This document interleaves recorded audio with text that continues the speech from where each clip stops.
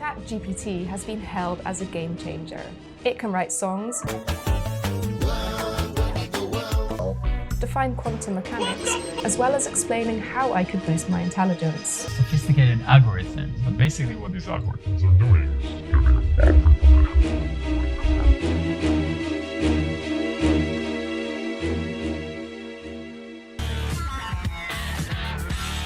Todos conocemos lo que últimamente ha supuesto esta nueva tecnología, pero muy pocos saben que todo esto comenzó en los 50. Las primeras ideas creadas por Frank Rosenblit inspirado por trabajos anteriores de Warren M.C. Kuyokan, Walter Pitts se basan en un tipo de red neuronal artificial llamada Perceptron, un modelo basado en neuronas biológicas.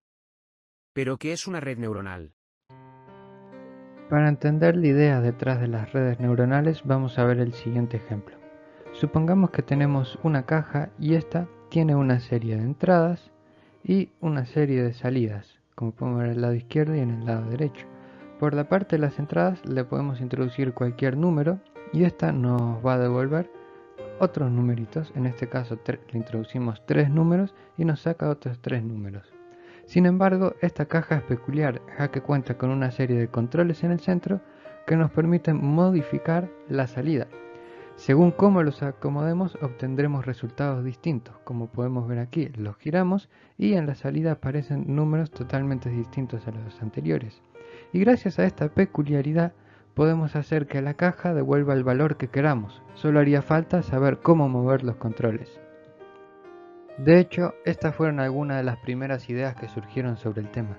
Rosenblatt por su parte propuso el siguiente modelo mucho más simplificado, donde ahora cambiamos las cajas por flechita y circulito.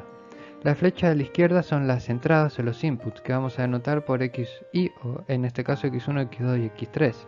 Y la parte de la derecha representan las salidas o el output. Este modelo vamos a denotar al circulito azul como neurona, que se caracteriza por tener una única salida y distintas entradas. En este caso hay 3 entradas y una única salida, y a este conjunto lo vamos a llamar perceptrón simple. Rosenblatt planteó también una forma para calcular la salida, pero para ello introduce omegas, es decir, numeritos reales llamados pesos que de alguna forma representan la importancia que tiene cada entrada a la hora de producir la salida esperada, de ahí el nombre de peso.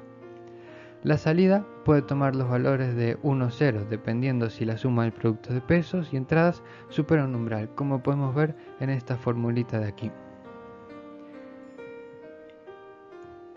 También se puede escribir esta misma fórmula de la siguiente forma, en donde se añade un más b y el b representa o denota el menos el umbral. Y sí, ese es el funcionamiento básico del perceptrón. Una forma de pensar este modelo es como un artefacto de decisión basado en evidencia. Supongamos que hay que decidir si darle like a este video o no. Por ejemplo, like es un 1, no darle like es un 0. Para ello tenemos en cuenta 3 variables: calidad del contenido, duración del contenido y los colores utilizados, que los vamos a ordenar de esta forma. La calidad es más importante que la duración y la duración a su vez más importante que los colores. Sabiendo esto, a cada una de las entradas las denotamos por un grado de relevancia del 1 al 10. A la calidad vamos a ponerle un 8 porque es lo más importante, la duración un 3 y los colores un 3.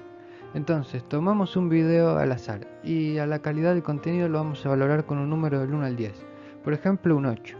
A la duración con un 1 indicando que es inferior a 10 minutos, en caso contrario el video te es pesado y pondríamos un 0. Y a los colores con un 1 indicando que no te rompió los ojos. Y 0 en caso contrario, en este caso le ponemos un 1. Y decidimos que a todo video que supere un valor de 60 le darás like, entonces el umbral es 60. Y si hacemos los cálculos te sale que para esta misma entrada tenemos un valor de 70, por lo tanto esto significa que le tendrás que dar like al video. Pero, ¿qué tiene de especial esto? ¿Por qué se dice que las redes neuronales aprenden? Porque resulta que existen algoritmos para modificar los pesos, o como anteriormente lo dijimos, para mover los controles dentro de la caja según la salida que queramos. Por ejemplo, supongamos que tenemos esa tabla, que es una compuerta lógica OR, y queremos que cada vez que se pasen las entradas, el perceptrón devuelva la correspondiente salida. En este caso tendríamos un perceptrón simple de dos entradas, A y B, y la salida Q, cada uno con su peso correspondiente. Para que nos devuelva la salida esperada que queremos en cada caso según las entradas, hay que modificar los pesos de una forma determinada, y entonces así decimos que el sistema aprende el patrón OR. Rosenblatt también propuso una forma de calcular esto, que es la siguiente.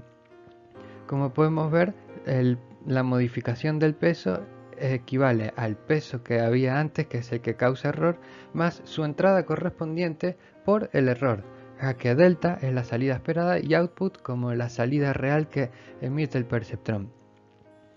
Entonces lo que va a hacer es ajustar cada uno de los pesos que hay en la red neuronal, y a medida que van pasando las iteraciones el modelo se ajusta cada vez mejor y aprende cada vez mejor y tiene menos errores. Esto lo podemos ver en un ejemplo de código en Python como tenemos aquí. El perceptrón simple tiene un gran problema, y es que es muy limitado. Por ese mismo motivo surgen este modelo, que como podemos ver es un conjunto de perceptrones, en donde cada capa contiene un número de neuronas o perceptrones, y todas las neuronas de una capa tienen como entrada la salida de cada una de las neuronas de la capa anterior. Es decir, cada neurona comparte su salida con todas las neuronas de la capa siguiente. Por lo tanto, dos capas adyacentes están conectadas entre sí, cada neurona con todas las de la siguiente. Y a este modelo lo vamos a llamar perceptrón multicapa. Pero además estos tienen una nueva característica, y es que cada perceptrón está formado por una neurona sigmoide. No es un perceptrón simple, sino que es un perceptrón sigmoide. Y funciona exactamente igual que el anterior. Tenemos las mismas entradas y una salida igual con sus pesos. Lo que pasa es que esta le aplica una función a la salida del perceptrón simple. Sí, el perceptrón simple produce una salida, pero la neurona sigmoide le aplica una función. Esto lo que hace entonces será cambiar el output a un número real entre 0 y 1. Y a la función la vamos a definir de la siguiente forma, que es la función sigmoide, que se ve tal que así.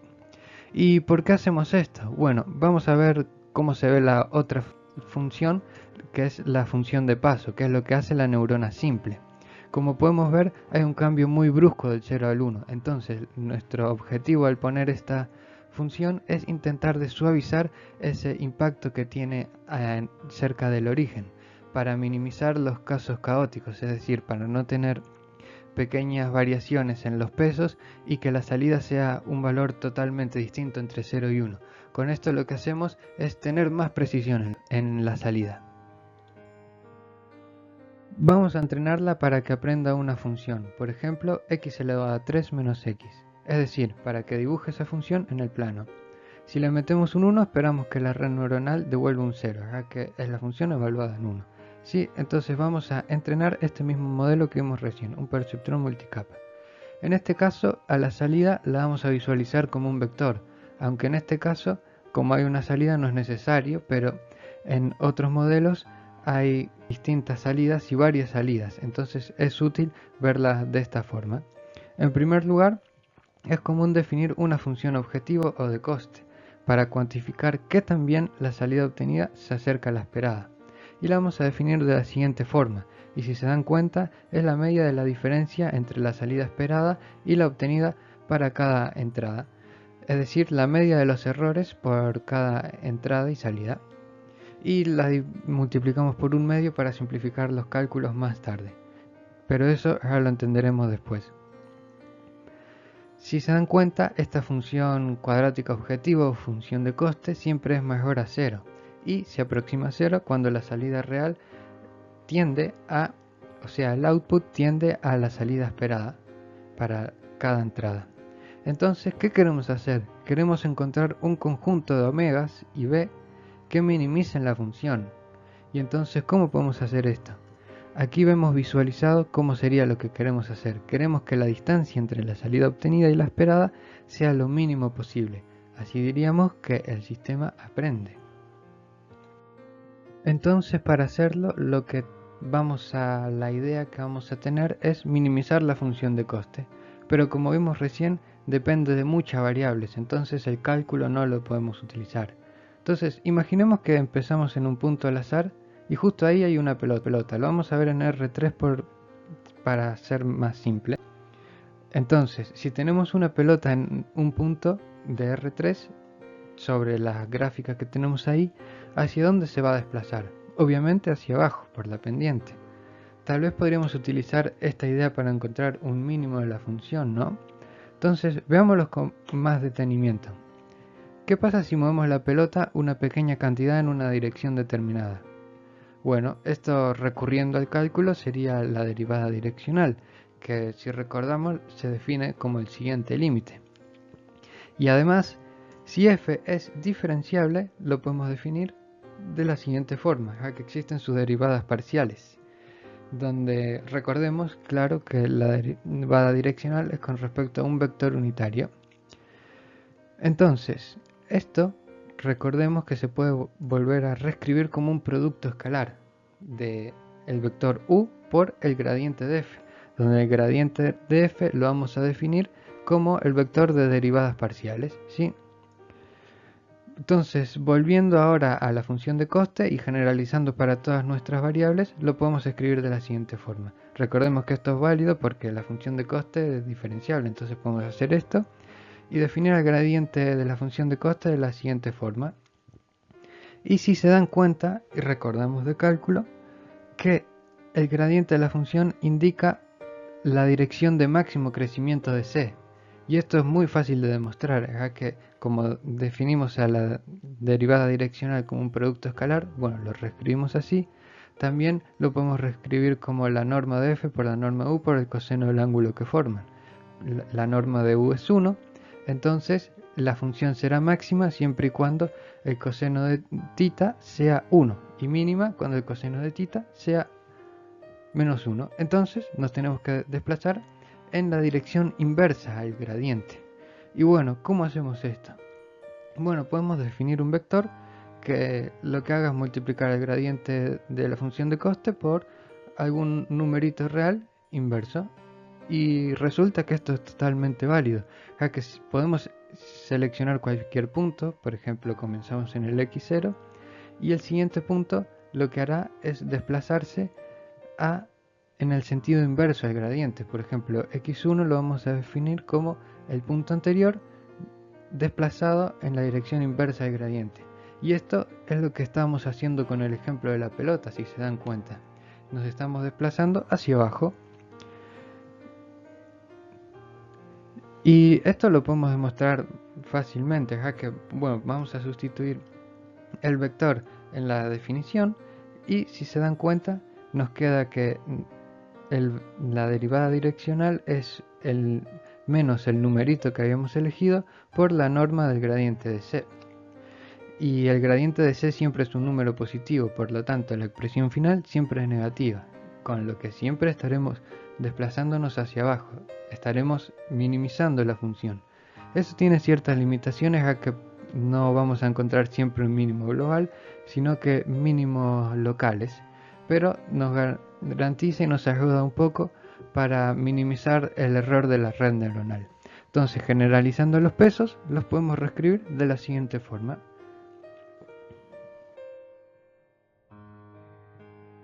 Este es un ejemplo de red neuronal que aprende la función de x elevado a 3 menos x. La función roja es lo que dibuja la red neuronal. La azul es la función esperada. A medida que pasan las iteraciones, el sistema aprende y la dibuja mejor.